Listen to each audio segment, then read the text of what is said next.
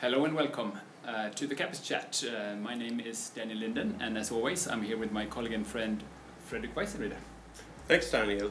Today, we're not recording where we typically record. We are in Sandy Springs. We're here with Mike Doss, Graphic Packaging, CEO of Graphic Packaging. Thank you, and nice to have both of you here in our headquarters building here in Atlanta.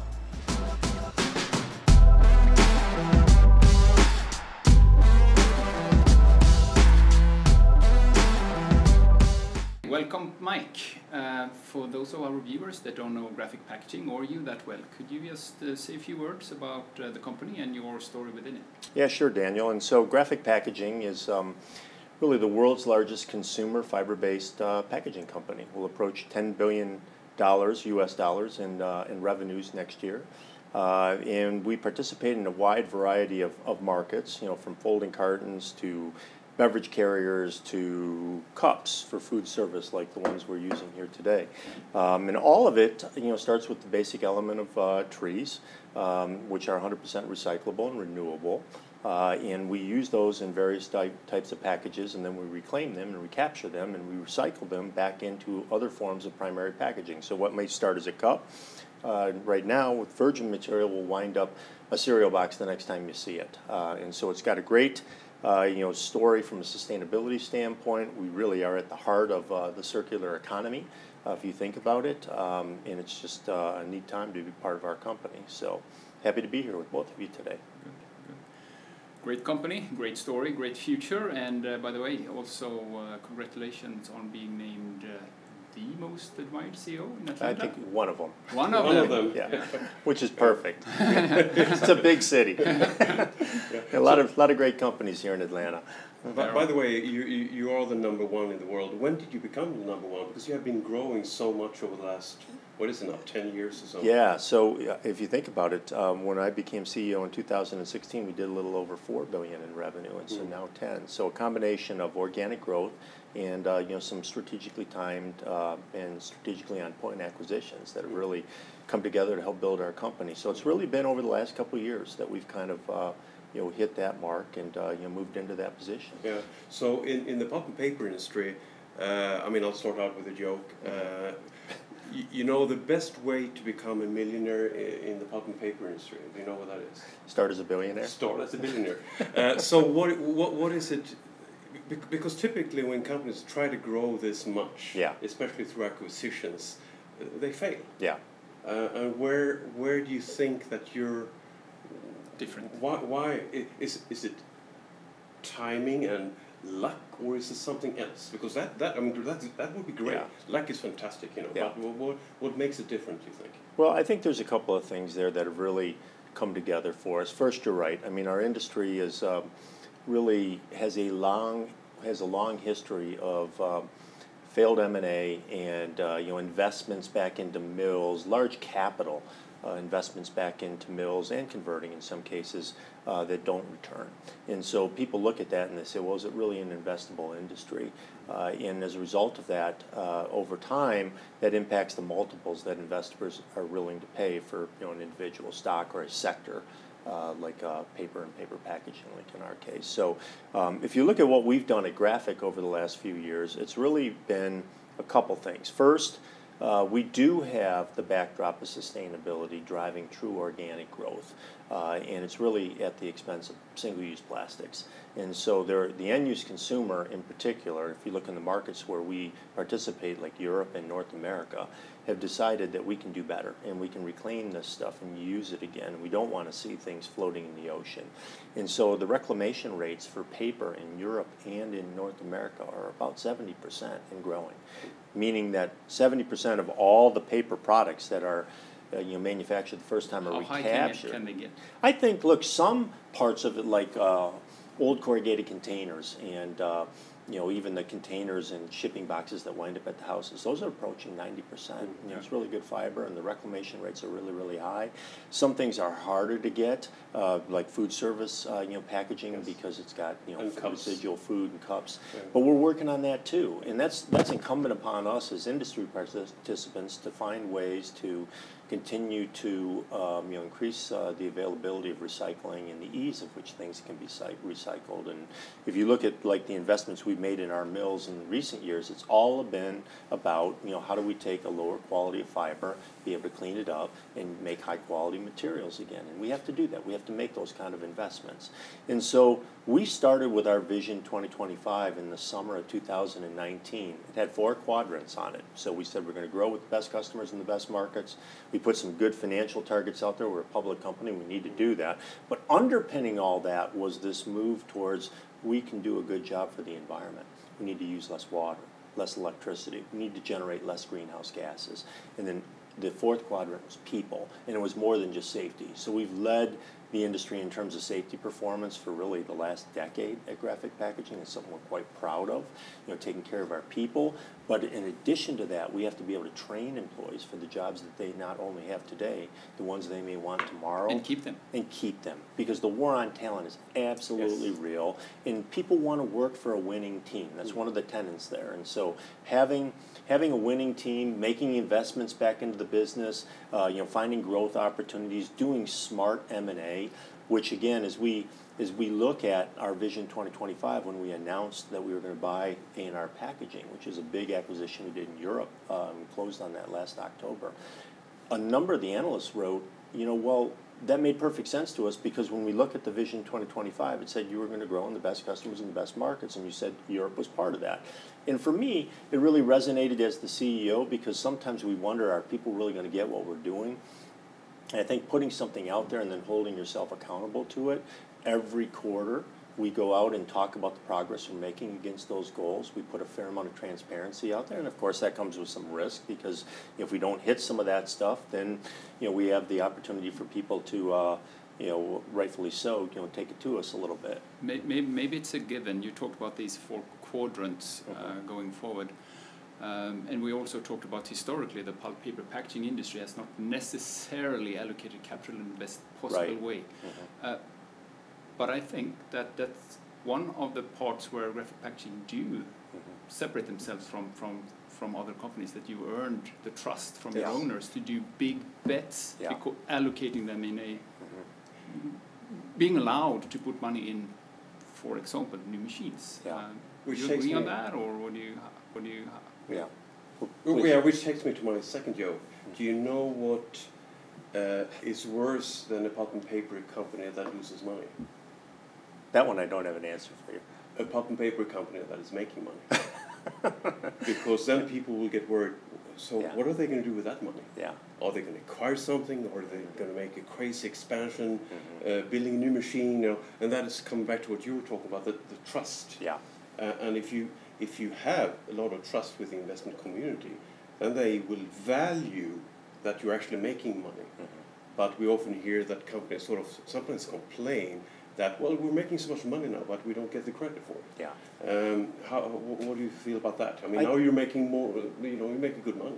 I think the reason for that is the industry tends to be pretty cyclical in certain segments, like container board and paper, not so much packaging. Packaging, if you think about it, from our end-use consumer, it's pretty stable. So our highs aren't real high, like in the depths of the financial crisis in 2008, 2009. Our overall demand was down 3%. And our portfolio is much more diverse today. Conversely, if the economy's on fire and GDP's at 5%, let's just say for a minute, we're still happy if we're up at that 2 to 3% up, because we tend to be more tied to population growth, and then what we can replace in terms of plastics, with fiber-based packaging. And so I think part of that's what they worry about as well. Is that really just windfall you got because it's the cycle, and what are you going to do with that money, and how are you going to invest it? Are you going to create more capacity, and then that creates a downward pressure? You have to be very thoughtful in terms of how we look at that. But do you agree on and also think that you have earned a higher level of trust within the investment community than what maybe the average packaging company would have, or has it changed also over the last decade, or do you think? I think we've repositioned the company over the last decade for sure. It's gotten a lot bigger. I think we're earning our track record, that we're on now, and I think you have to earn that every day in terms of overall execution, whether you like it or not. Every 13 weeks we get a report card, and we're paid by and hired by the shareholders to deliver results for them, and they've got every right to hold us to a very high standard. And at the same time, we have an obligation for them and for all stakeholders to find ways to create long-term shareholder value, that comes with the types of investments we make, and if we can make them the right way at the right times, it can be hugely leveraging for the corporation. Yeah, so that, because there can be a conflict, of course, a 13-week frequency with delivering what is visible, and the more at least to people outside of the company, the more abstract, long-term. The Kalamazoo decision that you made a few years ago, and so on. What do you say about that? We've got a simple philosophy here at Graphic. We talk about we have to win on Thursday in order to play on Sunday, and so we have to deliver that operating plan.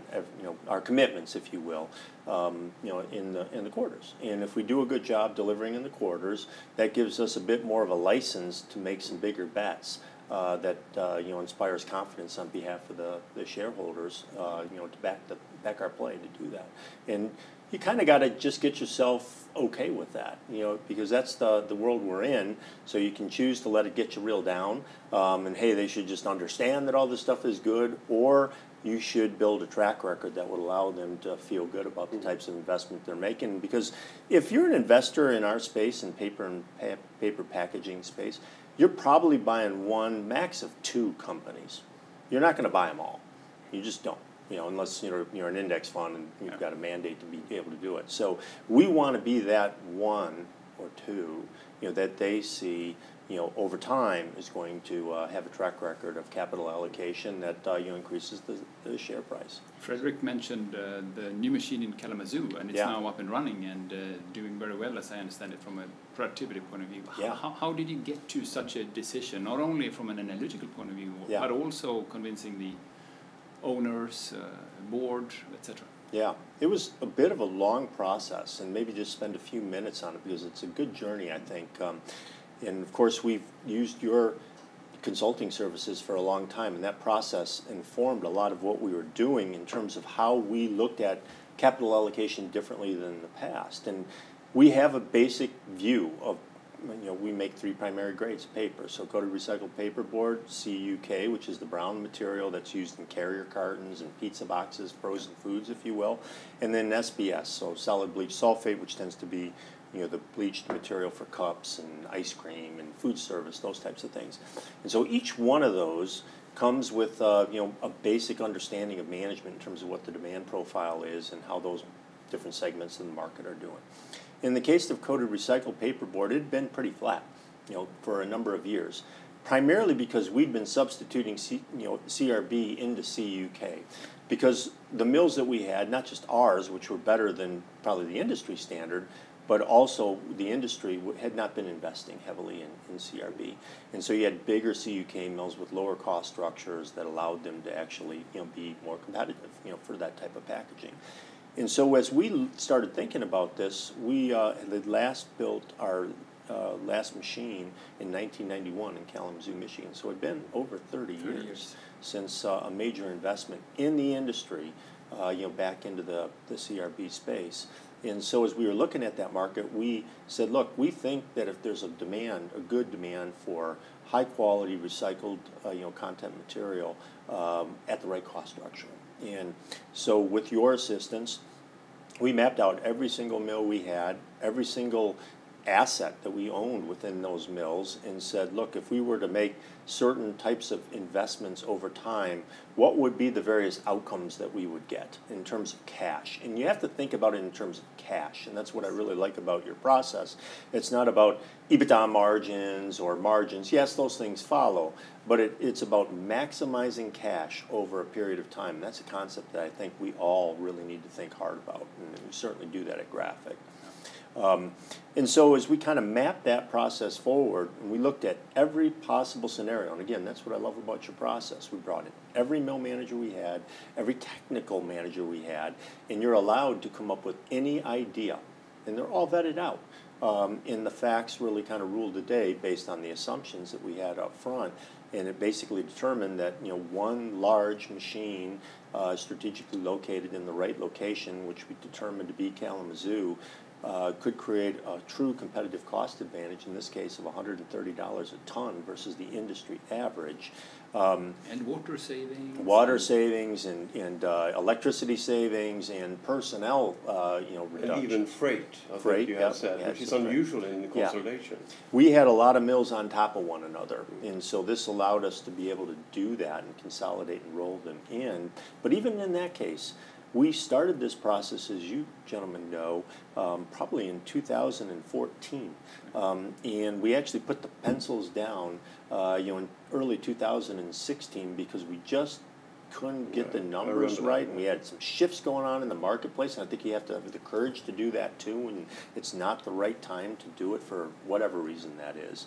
And then we kept studying it, kept looking at it. We found some ways to improve the cost in terms of the amount of money we would have to spend, and we picked it back up again in 2018, and then made the announcement in 2019, and we took a little over a couple of years to build it, all through COVID, so the timing couldn't have been better. But our team did just an outstanding job, and of course, as you mentioned now, we ramped it up in February, and every month we've been gaining momentum, and we're essentially, we'll be at full run rate by the end of the year, and we thought it would take us 2 years to get there. You built it without any safety incidents? Yeah, we did. No safety incidences, no COVID taking down. You have to remember, at points in time, we had close to 2,000 workers on our mill complex building this machine, and we had to keep them all safe. And so, really incredible achievement. When you make such an investment, you do that. I mean, that machine will be around for at least another 30 years, probably more. And you sit there, you make all these assumptions on prices and costs and so on, and of course they will be wrong eventually. Right. That's the only thing you know for sure. Yeah. How do you handle that? I think you've got to have a range of outcomes that you've kind of studied and that you're just kind of okay with. And we did that. We looked at potential overrun, and the impact on the NPV, which is not insignificant, but it's kind of de minimis over your terminal value of 30 years, which is what we were using on this paper machine. We had every reason to believe that was the right terminal value because the sister machine sitting next to it is still highly competitive, and performing very well. And so after 30 years. Yeah, exactly. And so then we looked at inputs, price up or down. And again, that's risk we already own because we said that we were going to make this capacity neutral when we announced it. Now, subsequently, we've actually needed more production, so we were able to keep one of our mills running that we thought we were going to have to shut down. And that's what we often find, exactly what you say, is that, of course, the future is uncertain. That's just the nature of things, but as we do the different sensitivities, it's rarely so that the most attractive capital allocation strategies change that much. Right. It does happen, but it's rarely that they do change that much. Timing can change, and it changes even less if you have a certain control of the demand that you are potentially consolidating. Yes. And I think for us, the other real learning, or for me as the CEO and Steve as the CFO, as we kind of think about this whole process and what we use is, you have to use your capital budget as a strategic weapon. You have to be very smart about how you allocate the most precious things you have, which is cash, right? To invest back in the business or buy another business. How are you doing that? And if you go back a decade, we were like most companies on the industrial side where we had every plant manager and mill manager had a wish list of what they had, and it was kind of a race to see all that stuff could come in and who could get it approved first. And the IRRs and the NPVs on all these individual projects, as you know, our view on that, right? Yeah, we're fine, right? Because on a poor asset, anything incremental you can do is going to bring it back to nominal, but it's not going to stay there for very long. And so you got to get your head around not investing in some of those high-cost locations that ultimately are going to wind up going away, and that's okay. Yeah. It's all right. It's natural selection, and you just have to know that that's part of the process for investment. But then your lowest cost, highest quality assets, those are the ones that you disproportionately need to be investing in because, again, kind of back to intuitive thinking, your terminal value is much further out in the future, so you're going to generate that much more cash into that bucket of cash for the shareholders to redeploy into other things if you do it that way versus alternatively. And that's probably been the greatest thing that this whole process, which we really use, has helped us shape our thinking around. I think you're pointing at something that is central for the success of a company. That spends capital, and that is to see capital as a strategic weapon. Yeah. Because there are so many companies still, I think it's changing, but still see Capex as something you have to do. It's like a penalty. Yeah. It's like a parking ticket. Right. It's something like a cost for operation. They don't see it as building the future company. They don't see it as the way forward into something better. Again, they see it as a penalty, so to say. Yeah. And I think that... We heard, for example, people say that they're world-class in Capex because they have the least amount of Capex. Yes. And they want to refer to their depreciation levels and say, we're only investing 75% or depreciation levels. Yeah. And they take pride in that, which is a fantastic way of ruining a company. But that is, I think, if you go back 15 years or so, that's how many companies were being run. I think it's changing a bit now, but it's so evident that you are doing it differently. We were talking about acquisitions before, and we talked about the average success of acquisitions. Yeah. Generally, that which is it's debated. It's real high, right? I mean, if you look at the returns 3 or 4 years afterwards, usually they're more value destructive than accretive. Yes. But you also talked about, what should we say, weaponizing the capital allocation process, the Capex process, and what we've found generally is that the companies that have a clear idea about their capital allocation, where they're coming from, and what they're buying, and what to do with that, not only from a what to do with the demand, what to do with the synergies that you can achieve, but rather, okay, how does this enable us to take the next step change when it comes to technology, for example, consolidating? Do you agree with what I'm talking about here? Or I do, and I have to also tell you that it was probably 3 years into being CEO before I kind of figured out this concept, and it's almost a little embarrassing to say, but the Vision 2025 that we rolled out. When we announced the K2 project, I got a call from an investor, and he said, I'd like you to come visit me and tell me why this is a good investment for me. Convince me. Yeah. And he said, our experience has been, if you can't do it on a single page, then it's probably not a good investment for us. You ought to be able to summarize it on a single page. And he said, I'm sure you've got 400 pages you tuck to the board of directors, and I don't want to see any of that. Bring one page in. Show me kind of what the return is on this and why it's a good investment for us. And I did, and it went fine. And of course, we know the rest of the story now.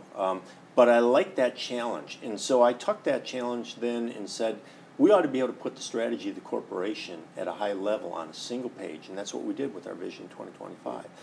And I had a long flight back from New York, and I was scratching some things out, thinking about this, and brought it into our boardroom at a CEO staff meeting, which we have once a month. And I thought we'd maybe spend 15, 20 minutes on this, just get some feedback from the group. We ended up spending over 3 hours on it. The whole meeting got consumed by this. And this is, of course, all my direct reports. And they had a lot of great ideas around, hey, we could look at this or that and this, and we adjusted this, and I don't really understand how this ties into that. And by the end of the meeting, we weren't done. We were probably 85% of the way there. And I remember walking back to my office thinking, this is really kind of on me. You have ideas as the CEO, they're in your head, you expect that everybody else kind of sees the world like you do, but if you don't put them down in a way that you can actually effectively communicate them, then people don't really, even my closest confidants, because I'm talking to these people daily, right? And then what we found is that they took that sheet and then worked with their organizations, a lot of great questions on one page that we made it perfectly fine for them to, consume with, all levels of our employees. And so that was the summer of 2019. Now I get materials coming back to me, presentations, reports. Everything ties back to our Vision 2025. The colors, the linkages there, our whole strategy group, which is pretty small but focused. It's really driven that across the corporation. I think, Daniel, that's really what allows us to do these acquisitions and be smart about how we integrate them, because we're so clear on who we are, what we do, and importantly, what we don't do. And understanding that there will be adding on something. It's not just bolting something on. It will have consequences for the entire footprint, potentially. Yeah. And I think talent is really important on that. I was very fortunate that we had a senior manager in Joe Yost that we were able to expat over there. He'd lived in Europe before, and that gave me a lot of confidence that we could, make a big acquisition in Europe, because we had the management talent. And then AR Packaging, over 65% of his leadership team is AR Packaging people. Yeah. So it wasn't a victor vanquished. It was, no, we're really buying for talent. There's a lot of talent there. And watching them work together. Sweets, very exactly. Sweets. Yeah. A lot of talent. I'm not surprised. Great hockey players too. Thanks for sending them over. It's a great export. When we together with our clients develop what we then call Capex strategies, they often involve, both maybe potentially a new machine, or you invest in certain places, but it often also include closures. Yeah.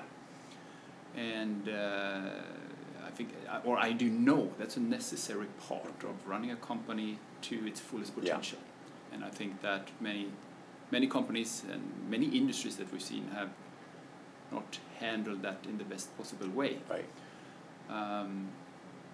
But how do you go about, if you get to a strategy where you know this site is probably going to go down in a couple of years, how do you handle that?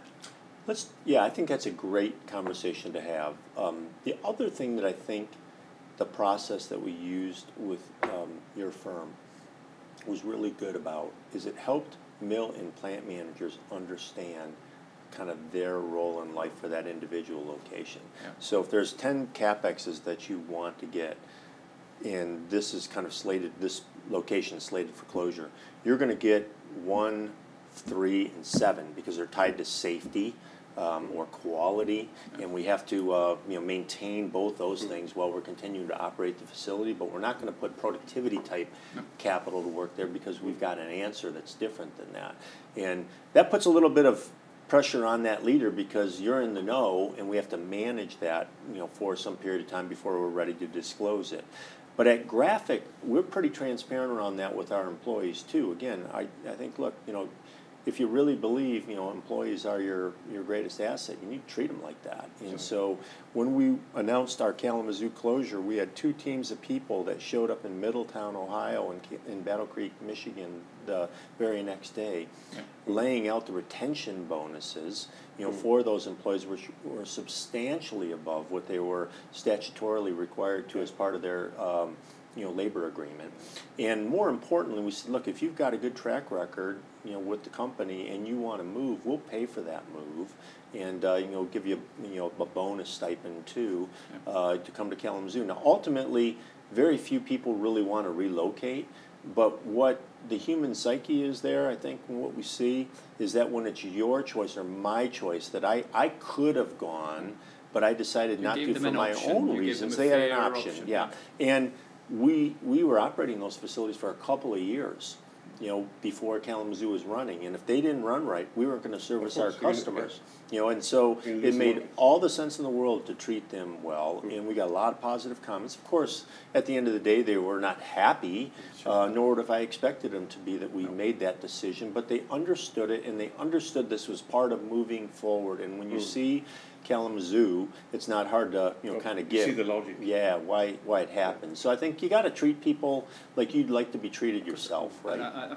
So you read the afterword in our book that Annika wrote. Yeah, she did a great job, by the way. Yeah, she really did. Yeah. She wrote. Annika, by the way, Annika Breski, CEO of Stora Enso, wrote the afterword to our book, Redesigning Capex Chat. Yeah. So she wrote a bit about what we're now talking about, how to organize an approach to potential closures, so to say, in a mill. Yeah. She was at a point a mill manager of a mill that was a potential closure candidate and so on.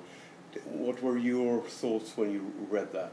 I actually completely agree with her assessment. I mean, I think oftentimes we find ways not to be as open with our hourly workers because we worry they can't maybe understand all of it or comprehend all of it.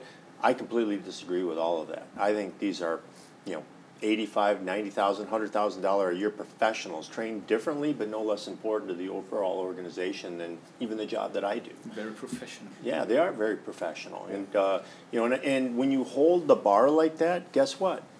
They show up as professionals. Yes. If we lower the bar and dumb it down, then you know, reach that too. Yeah, then that's what we get, right? And so I'll tell you a story. I was in a crazy situation like 15 years ago or so, where we did a project for a company, and we came to the conclusion that a certain mill had to be shut down, but that it would take about 5 years or so. Yeah. Then you know, similar to your mills, and for some reason, the company, the client, they sent me to the mill to communicate that. Very, very strange, but part of that. So I communicated this, and I thought, and I had this was in Europe. I had the labor union in the room, and I thought I was going to be lynched, you know. But so this guy comes up to me after the meeting, and he shook my hand and he said, "Thank you." And I asked him, "Why? Why are you saying thank you?" He said, "I didn't think we had 5 years." So I also think that the knowledge. Yeah. Okay, now I get it. I don't need to think about this mill being old. Maybe there will be communicated 6 months from now that we're going to be shut. Oh, we have a couple of years now. Right. I can make plans. Right. I can plans for where my kids should be in school 2 years from now, about the house, if we're going to sell it or not. You know, there's a plan. Yeah. And I think that is welcome to many people to have that. I think that transparency where you can do it in a structured way, particularly for, you know, our hourly workforce, you know, that has a lot of pressures on them. I mean, it's hard right now. I mean, for people, right, with all the, you know, geopolitical things that are going on, inflation's going up. You know, they're worried about, you know, how they're going to pay for things and college for their kids. We've got a role as management to make sure that we help, you know, shepherd them through that process and then tell them what's going on. What? And what's the downside at the end of the day, right? I mean, if we keep it all inside and then surprise them with that, you know, okay, so you maybe have one event where you can kind of get through things from a risk standpoint that is okay, but at the end of the day, the other 25,000 employees in Graphic are watching. Yes. Of course. Right. You know the surprise, you know, where that comes from usually is because the leadership in a company, they don't have a plan. So it's a surprise to them too. Yeah. Oh, we suddenly have to shut down this location. Yeah. We have to do this because they don't have a plan. Because they keep their approach to basically all their assets is that, oh, we're going to keep running.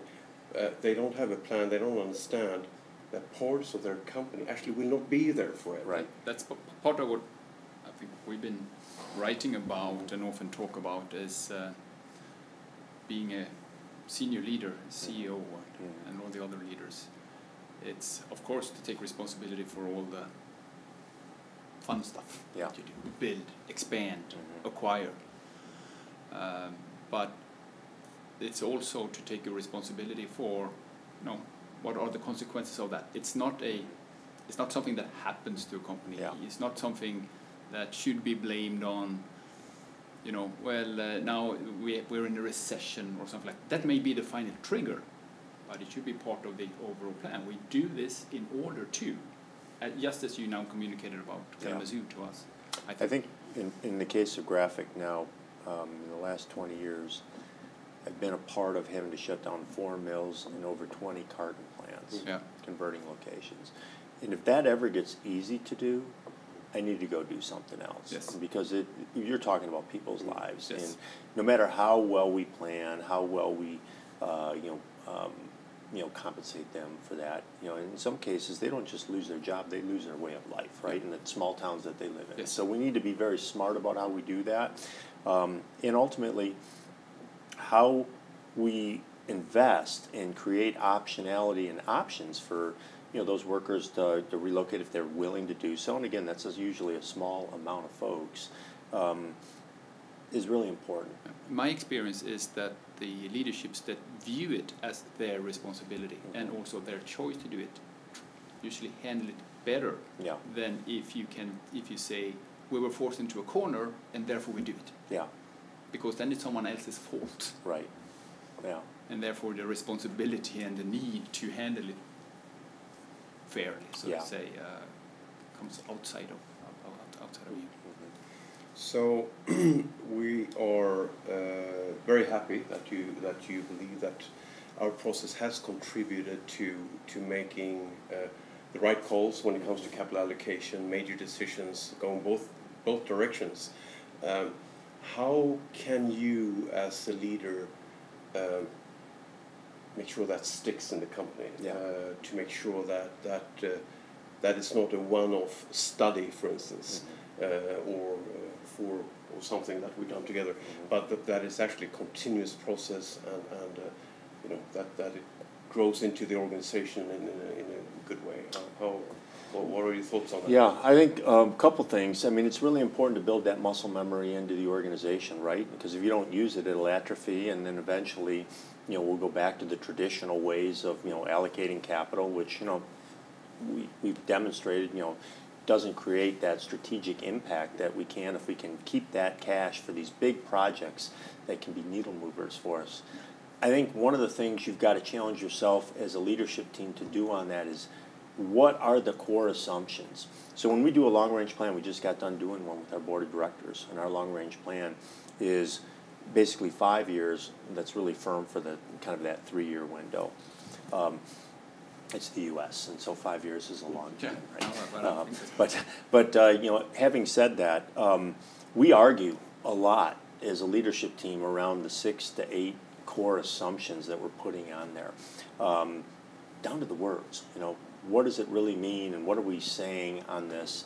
And I think that's a very, very healthy process, because when we get that right, the strategy itself is not that difficult to figure out. It unfolds. Right. Once you know what the assumptions are, and I think having the wherewithal and the time to make sure that you do that as a leadership team, in between running the business and all the other demands that are out there, getting that right every year and taking time to really spend time on that, that's what we do when we put our long-range plan together, and it's incredibly valuable for us to do that. I really agree on that. Once you understand your fundamental assumptions, right, together with your current footprint, and what are our options? Correct.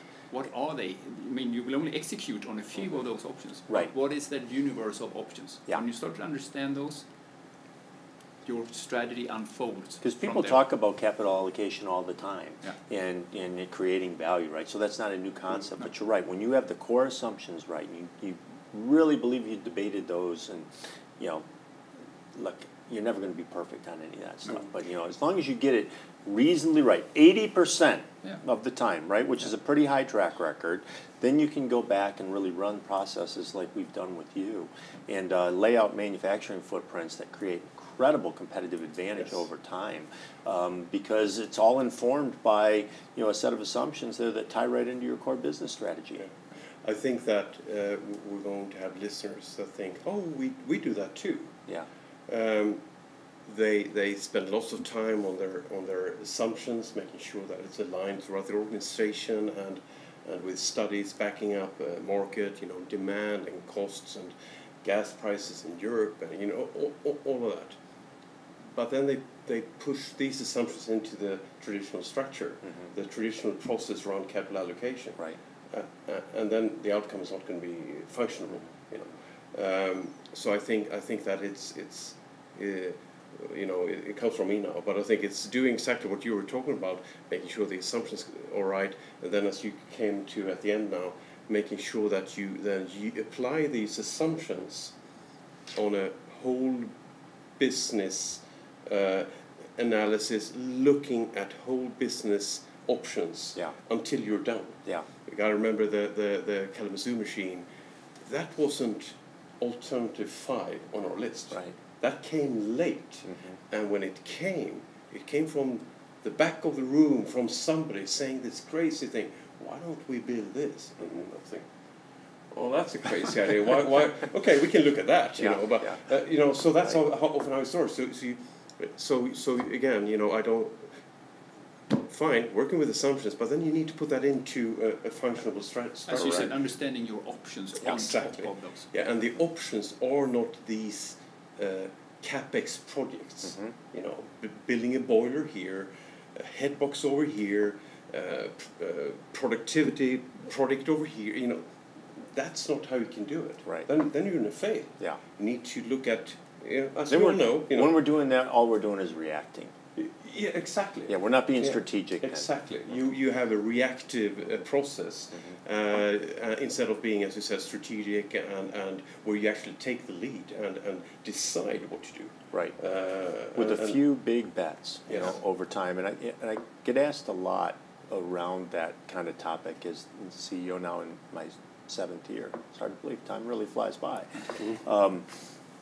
And I've come to really kind of believe that out of the millions of decisions that have to be made in the corporation every year, my job is to try to find a way to push those things down to the people closest to it. Easy to say, hard to do, right? Because on any given day, I was chief operating officer, I was a converting plant manager, I had responsibility for the mills.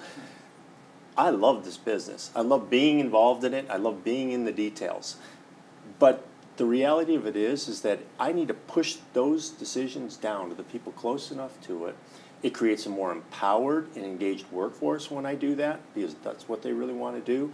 And I need to find the time to really focus on the top 3 to 5 decisions that I can only make to recommend to the board of directors, and it's usually large scale capital allocation decisions. Are we going to build a machine in Kalamazoo?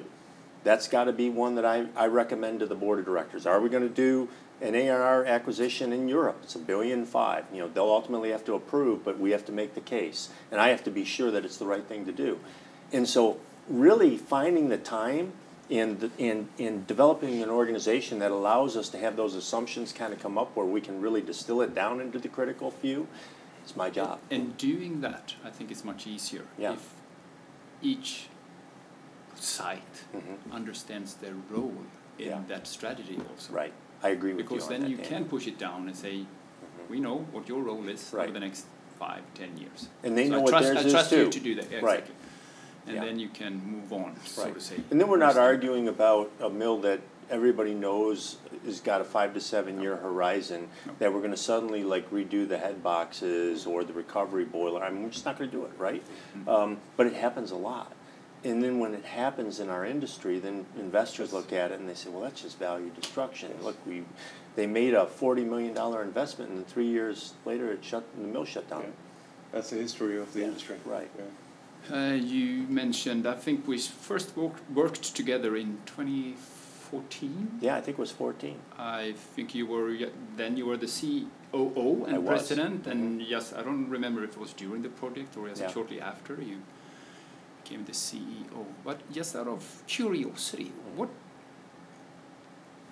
we met you, of course, right? And we offered what we wanted to do, what we can do, and so on. But what were your thoughts? What problem were you facing that made you?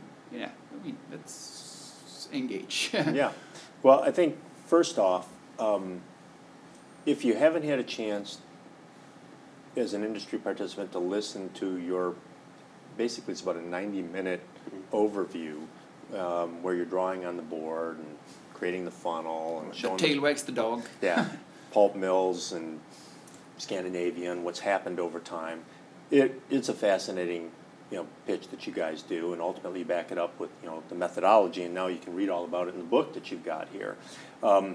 So that was great. You came with a good reputation because you worked with some of my friends in the industry that I've got a high degree of respect for. So there was credibility when you walked in the door as a result of that. So that was helpful.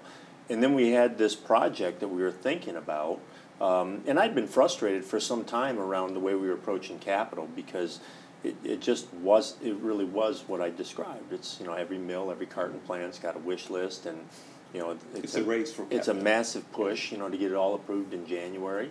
And I was trying to slow that process down and make it more, focused on, fewer, bigger, better bets. And so this just really kind of dovetailed for us as a planning methodology that we were able to use. And, we're still learning, we're still growing. I expect every year we'll get better at it. It is something, like you say, you've got to continue to flex the muscles and work it out, and bring new people in, because it's a little different in terms of how you view it in business school. Yeah. Traditional tools that are taught to in an MBA program, but intellectually it's not hard to figure out where the goal is to maximize the amount of cash in the bank, if you will, over some period of time. Most people we work with say that once you've seen it, it makes sense. Yeah. And then it makes sense that what they've been doing doesn't make sense. Right. Oh, yeah. We advocate, of course, working like what we and describe. You guys in have our come in and book talked with our board, and our board Yeah. enjoyed that process too. So I think making your board part of that journey at the right time, was helpful. Before we made the big investment in Kalamazoo, you came in, spent some time, and talked about the process we used, and they liked that too. I mean, these are very well accomplished people that as a board of director, it's a hard job because you're not in the details, you're not in the markets, and we're describing these things to you, and in some cases maybe you've been on the board for 10 years, so you know more because you've seen more of a cycle, and you've heard management talk about the different things. But if you're on the board for a year or two and suddenly we're coming at you with a huge approval, how do you know that you're casting the vote the right way? You can listen to management, but it all comes down to the assumptions. And so I think having a process that you can describe that you went through over and above, what internally you might otherwise have done, I think is helpful for a board as well. Yeah, it certainly wasn't for ours. Mm. Yeah. From all the experience that you have now with working as a plant manager, COO, CEO, you have worked with Capexes for I don't know how many years. What after all these years, having gone through so much, what would your advice be to other CEOs, other COOs, when it comes to what they should be thinking about when it comes to spending capital, where should it go, all these allocation questions that are so critical for companies? Yeah, I think as I mentioned earlier when we were talking about, this concept of basically being able to weaponize your capital spending is a big deal, and it's really hard to do. That's why very few companies do it, because you get kind of enamored with, well, we've got this investment that Frederick needs, and Daniel needs this one, and it makes sense and all that, and you've got to take a step back from that stuff and kind of look at your long-term goals and aspirations in terms of value creation and where the markets are going to go. Because in some cases, certain parts of your business are probably going to die. It's just natural selection of the fittest, right? Nothing lives forever. Right. And so ultimately it'll be disrupted or something else will happen. And so having the courage to really take a step back and say, I'm going to look at doing this differently than I've done it in the past. Putting a stake in the ground and getting the team involved and explaining to them what you're doing, and then ultimately, engaging with someone like yourself who can help you think differently and maybe facilitate it, because it's hard the first couple times you go through it to really get there, because you've got a lot of lot of history. A lot of people have grown up in this space, and they've done it one way for a really long time, including myself, and I had to do that. There were things that I looked at that I said, wow, can we really not do those investments and be okay? And of course, once you get some of that experience on it, it does turn out all right.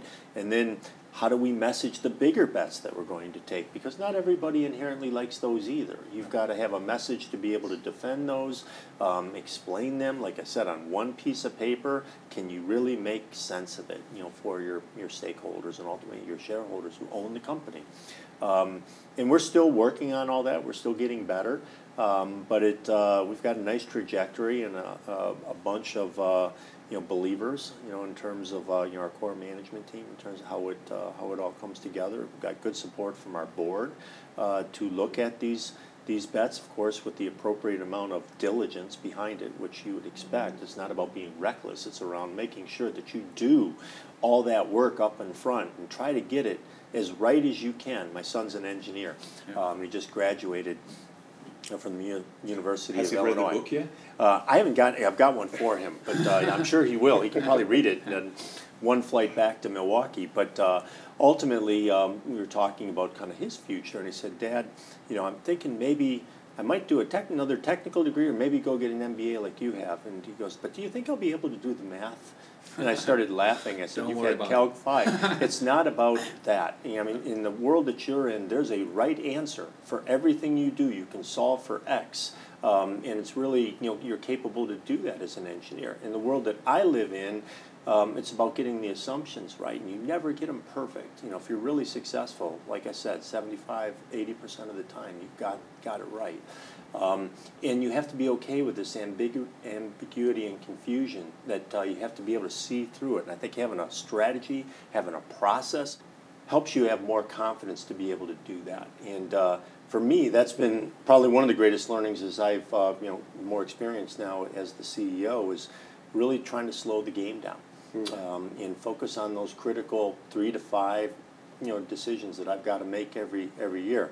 Use a little hockey euphemism. Sometimes I just ice the puck, get another face-off. Yeah. Where I buy a little time, take another card, where I can get a little more information, get a little more confidence. See some things unfold. And really spend that intellectual effort to do that, because maybe we're coming from where we come from, right? Yeah. But it's at the heart of what a company does. Right. It's capital allocation. That is what a corporation does. It's what a corporation does. Then you channel that for your products and all of Yeah. that. And that's your reason for doing it for your products. But from your owner's point of view, you Right. allocate their capital. Corporations that do it really well excel. Yes. Corporations that don't eventually die. And it's not a one-time... Well, you have to prove yourself all the time. Right. But as you succeed in that, you expand your leadership. Right. That's you right. get more and more freedoms. And you generate more operational free cash flow, which is what we're doing now compared to what we were 5 years ago. So you've got even more that you've got to find a way to be smart about how you do it. I know. That is a problem to many companies. But I think that,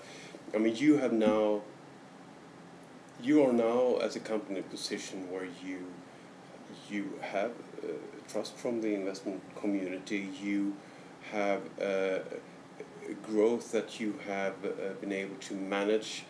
You have, if that's the word, consistency in leadership, which is also important. You've been able to maintain basically the same leadership for quite some years now, but that is not a random thing. That is not a coincidence. It comes because you've been able to step back and look at your options, as you described. You slow down a bit. That's how we put it. To step back, look at your options, and think about, where should our company be? Not 1, 2, 3 years from now, but 5, 10 years from now. Where should the capital, as a consequence, be allocated? And that will be the way you process that is rewarded by more money. Yeah. That is the consequence of all of that.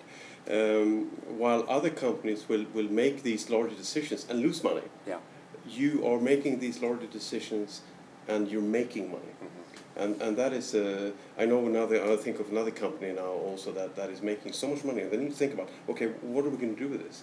And it is a challenge, because the altitude when it comes to this pile is growing, and you need to be more and more innovative.